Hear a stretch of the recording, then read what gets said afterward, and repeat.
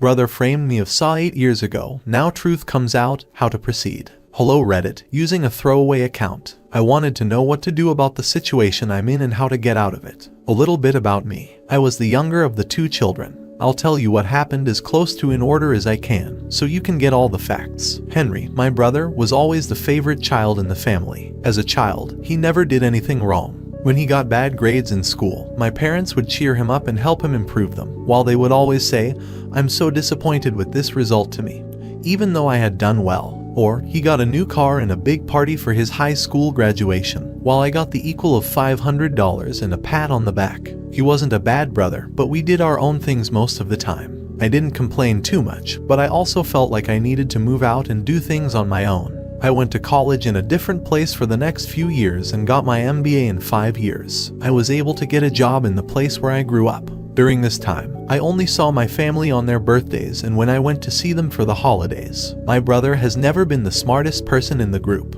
He barely made it through high school. He quit college, and my parents helped him open a small hardware store so he could get back on his feet. I was glad for him, but I had to go on with my own life. I also had a girlfriend named Jenny, who was 22 and from the same city as me. I met her in college. We moved in together when we got back home. She also got a job quickly, and we started to focus on our lives and each other. During the holidays of 2006, I brought her to meet my family. They were surprisingly friendly and open to her, and I felt more loved by them than I had in the previous 22 years. During the whole party, I saw my brother looking at her, but I didn't think much of it. Since then, he's been coming over to my place too often. We used to see each other once every 3 months, but now we see each other almost every day. At that point, I had to set limits and tell him that he's welcome to come over sometimes, but I didn't want him to come over every day, especially since he came over in the evening when Jenny and I were both trying to relax after a busy day at work. My parents and I got into a big fight over that. He finally said he was sorry and that he wouldn't bother me again. Then, he would only come once a month on a weekend, which was fine with me. He would try to talk to Jenna, but it never went beyond small talk, which was also fine with me. Things went on like this for a while, and then in 2009 I asked her to marry me, and we told our families. My parents were happy for me, but my brother just shook my hand and left the small party I had set up for the occasion. I didn't see him again for about 2 weeks. We got married in 2010. During that time, I noticed that my brother had a +1, and he told us that he was dating her. For this story, I'll call her Kate. I thought he might finally be able to get over his feelings for Jenny and focus on his own life. They moved quickly, too, and got married almost 9 months later in 2011. Our marriage was going well, and we had 2 daughters, Alice in 2011 and Sarah in 2013. But my brother's marriage didn't work out the way they had planned, and they split up in 2012. A few weeks after the divorce was final, Kate sent me a message saying that Henry was crazy about Jenny, and that was the main reason they broke up. I told her I was sorry and wished her well. Jenny told me that Kate was always a little cold and distant with her from the start. I chose to talk to my brother in front of the rest of my family and ask him why his obsession with my wife is ruining his life. He didn't expect the question, so he lied about everything. We got into a big fight, and in the end, I forgave my brother and told him he was no longer welcome in my house. Jenny and my parents both talked to me and helped me see that he was still family no matter what. So, I chose to get along with everyone. Then it seemed like he was really trying to get better, so we went on with our lives. In 2015, I can still remember that day like it was yesterday. It was July 25th, and I had a lot of things to do. Both of our kids went to see their grandparents with my wife. I got a call from my dad after lunch. He was very angry and told me to come to their house. As soon as I walked in, I could feel a lot of stress. My wife was crying, and my parents tried to make her feel better. Some of my cousins and aunts and uncles were also there. When I asked what happened, my parents called me the saw person word. I was surprised and puzzled. They said that I had sawed a girl at a party I went to a few weeks ago,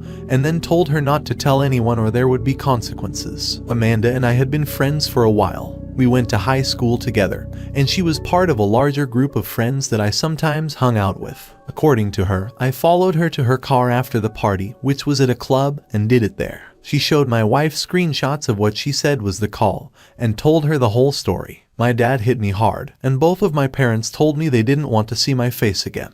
Jenny was angry and said, "We're done." I tried to tell everyone that I hadn't done that, but they didn't listen. I was basically kicked out of their house and told that Jenny and the kids wouldn't be coming back and that my dad would bring their stuff to my apartment. When my father came, I begged and pleaded with him, but all he did was pack a few bags and tell me never to talk to them again or he would hand me over to the police. By the evening, Henry had sent the screenshots and all the information to our extended family's WhatsApp group. I was kicked out of the group by a unanimous vote. People from my friend group even called me over the next few days to tell me they were disgusted with me and never wanted to talk to me again. During that time, I was a mess. I couldn't eat, I couldn't sleep, and I couldn't even work right. Even though my boss heard the rumors, he couldn't do much until he saw that the cops were taking action against me. He told me that I should leave the company on my own to keep my record clean and that he would make sure I didn't even have to serve my notice time. I tried to argue the case, but he told me that if the police showed up, he would be kicked out anyway. He also said that because the case was so serious, I wouldn't get layoff pay and my record would be ruined. I reluctantly agreed to what he wanted, and I left the organization a few days later. In the middle of August, when I was still sad, the court sent me 2 papers. One was a letter of disownment,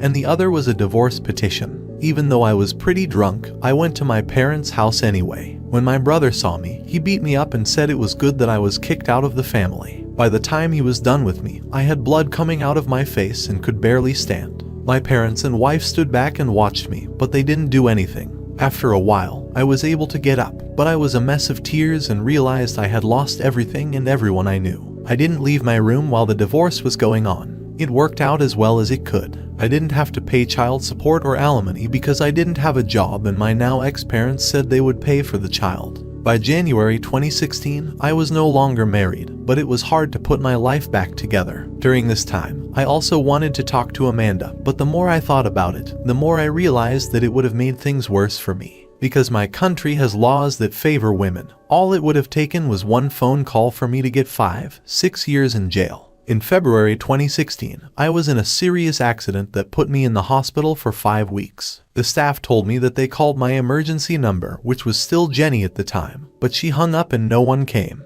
After I got better, I realized I had spent a lot of my funds and needed to get back on my feet, if for no other reason than to have a roof over my head. But I realized that there wasn't anything I could do where I was. So I sold all of my furniture, paid off the rest of my rent, and chose to start over somewhere else. I moved to a city 2 hours away and tried to find a job for a while, but couldn't. I also used to drink too much, and I often thought about killing myself. Almost every time she had a bad dream, she would wake up in a cold sweat. This went on for 4 months, and then I ran into an old college friend named James. At that time, he was the quiet kid who didn't talk much to anyone. It was strange to see him again after so many years because he picked me out of the crowd and called my name.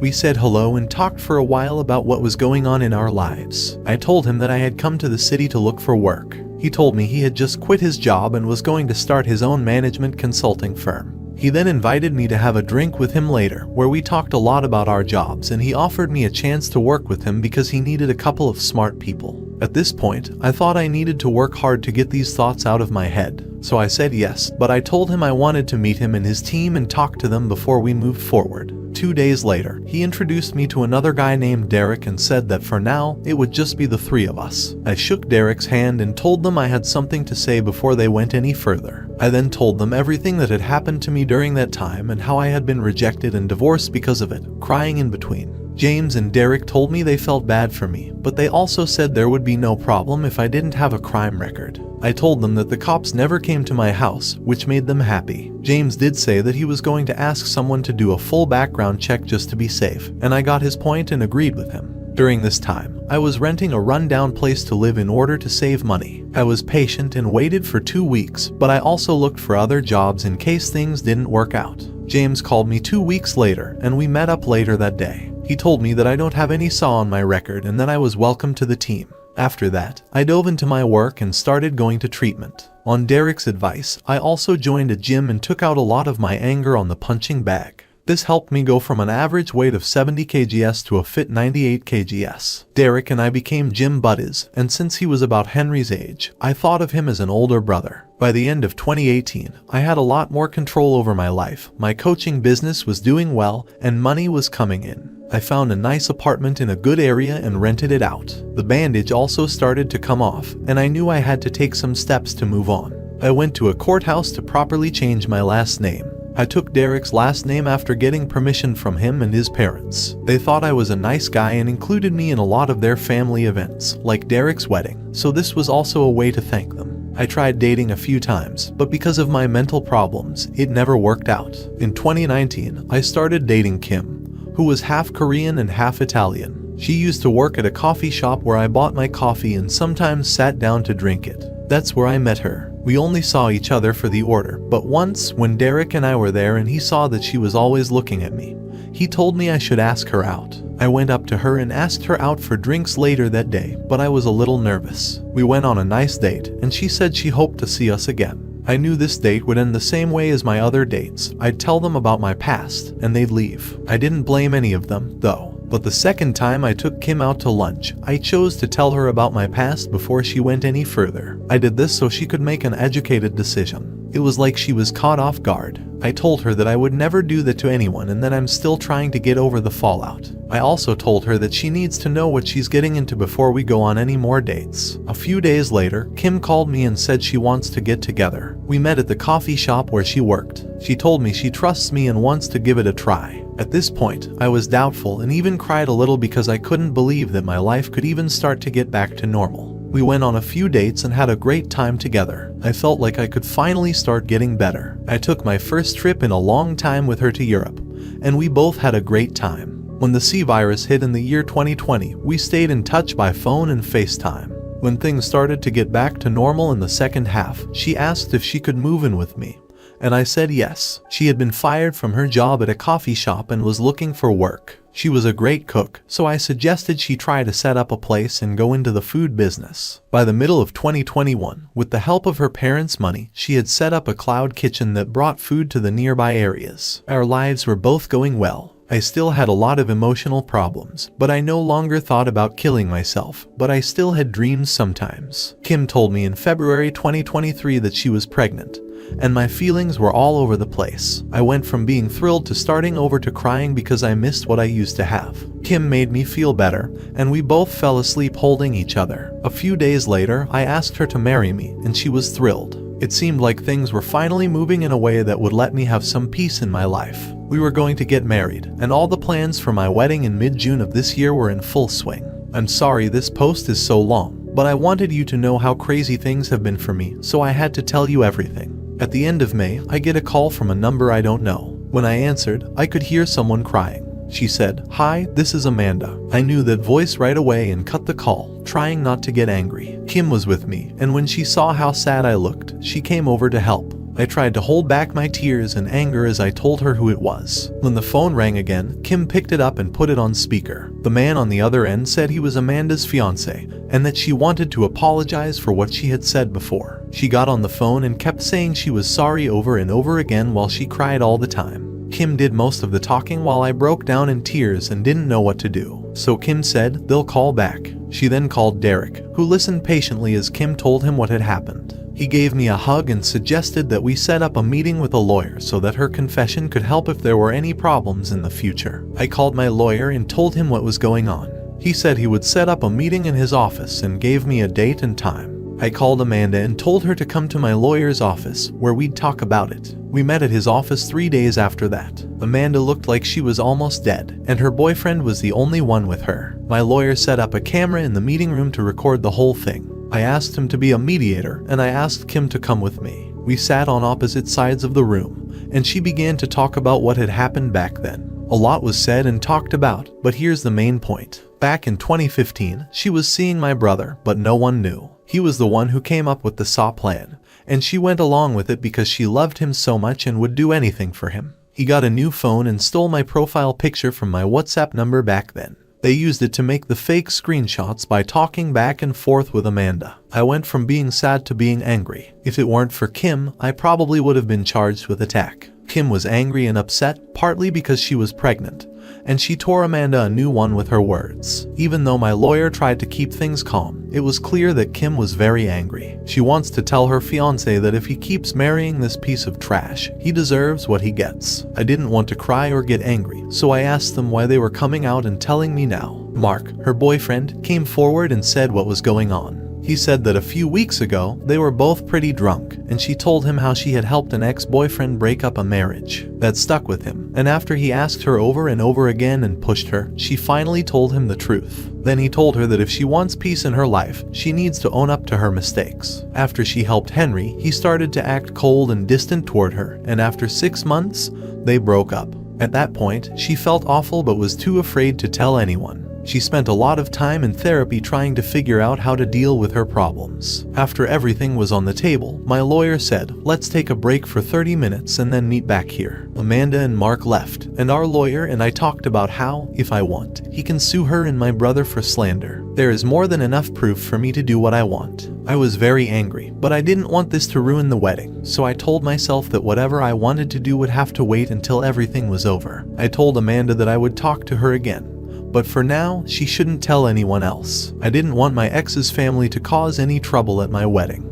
After that meeting, Kim gave me a hug and told me that she was right to go with her gut and that she now feels like a weight has been taken off her shoulders. I felt the same way as she did. James and Derek were both best men at our small wedding, and we went on a 3-week honeymoon around Europe. It was an amazing time for both of us. Lucky for me, I was able to figure out what I had heard, and Derek also told me to put it out of my thoughts. It didn't ruin the vacation too much, even though I was having nightmares more often than usual, and Kim was always there to help me. I also talked to my therapist, who told me that I will need to talk to my ex-family at some point, if for nothing else than to put things to rest. After a lot of thought about everything that had happened, in July, I chose to talk to Amanda and let her know what she needed to do. I told her that because of what she said, I was going to go to court, but if she didn't want to lose money, she had to do what I said next. She needed to talk to Jenny alone and tell her everything she told us in the lawyer's office. She couldn't stop crying as she listened to me and told me that Mark had left her. I told her that I wish I could feel sad for her, but I don't. I then told her that karma is hard on everyone.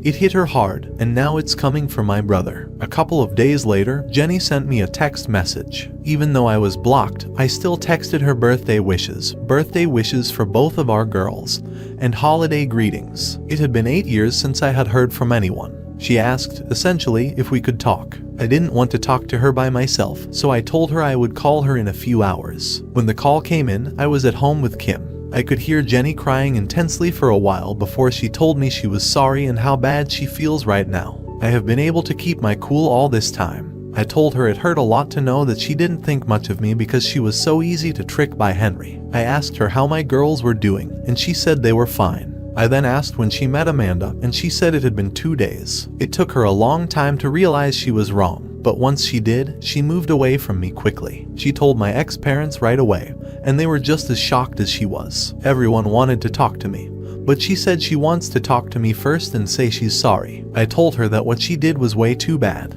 She told me that the golden child had been kicked out of the house when I asked about him. I laughed a little. She told me that she married Henry a year after the divorce was final because he was the one who helped her through it. And all of a sudden, it made sense. It looks like he never got over her. She told me that she and him also have a daughter. After we talked, I pretty much told her what would happen, and a specific thing I wanted. I want her to talk to all of my ex-family members so they know what a posse is. Second, I only want to co-parent my 2 daughters, and I don't plan to get back together with her if that's not what it takes for me to have a bond with them. And third, I'll send her a text message with the date and time I want to meet my ex-parents in person. After that, I just hugged Kim. I knew she was pregnant and her mood would have been all over the place, so I kept my feelings in check. I think she was crying for both of us, and we both fell asleep on the bed. When I woke up the next morning, my phone was off, and when I turned it back on to charge, I saw that I had a lot of texts. I missed more than 50 calls and got a lot of texts. I was also added to the family group chat, in which everyone said sorry. Over the next few days, some of my friends started sending me texts in which they apologized for what had happened and how they had acted too quickly. I told the family group that since I was kicked out of the family almost 8 years ago, I was a stranger in this group and wanted to stay that way. I also told them not to add me back to this group and left the group. Whether I forgive them or not would depend on me and my schedule, not theirs. Some family members tried to shame me by sending me messages saying they were unhappy and how I reacted.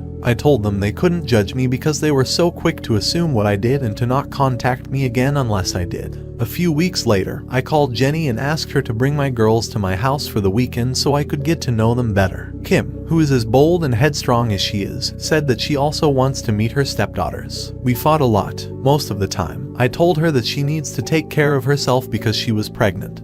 But the Asian in her was pretty strong, so I gave in. We got together in a park. Jenny looked a little messy, but she seemed to have tried to look as good as she could at this meeting. There, I saw Alice and Sarah for the first time in 8 years. They had changed so much, and the only memories I had of them were on my phone because I was pretty cut off from social media and other places. Jenny came up to me crying and tried to give me a hug, but I blocked her with both hands. I then introduced her to Kim as my wife, and she started crying uncontrollably in the park. Kim went up to her to comfort her, and we sat down nearby. I grabbed both of my daughters and yelled. My girls didn't know about me until recently, and they were pretty confused because they only knew Nuri as their father. Seeing me all of a sudden made them feel a lot of things, and they cried and talked a lot. By the end of the day, we told each other what had happened in our lives. She told me that a year later, she got married to Henry. He took care of her for the first few years. After that, things settled down, but he still couldn't make his gardening business profitable, so COVID basically forced him to close up shop.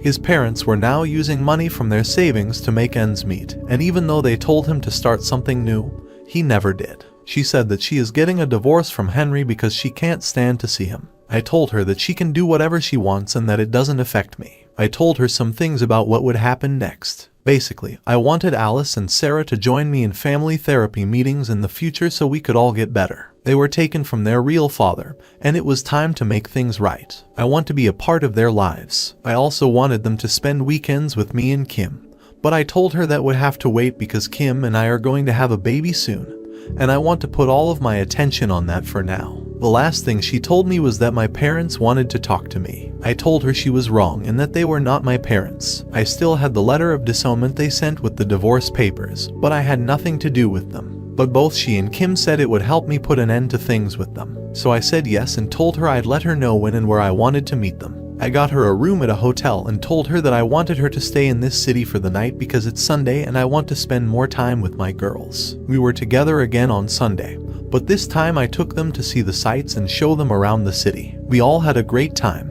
Before they left, they both gave me a big hug, and I told them I'd see them next week. I told her that she doesn't have to drive the girls to the family therapy meetings because I will take care of them. My therapist gave me a good recommendation for that city, and we had a good first meeting. However, she made it clear that sooner or later they will need to know what my ex-brother did, and I told her that they will. She suggested that I write it out here and get some outside opinions on my situation as well. I can say for sure that Derek's push might not have helped me get to where I am now, which is why I'm giving you access to this site. From here, what should I do? I'm going to talk to my ex-parents at some point, and even though I call them ex, I still care about them. I'm not sure if that makes sense. How do I deal with Henry? I don't think I ever want to see his face again, but I'm not sure if I should go after him and ruin him with a defamation suit, even though I know he has a daughter with my ex-girlfriend and that anything I do to him could affect her. I will try to answer any questions you might have.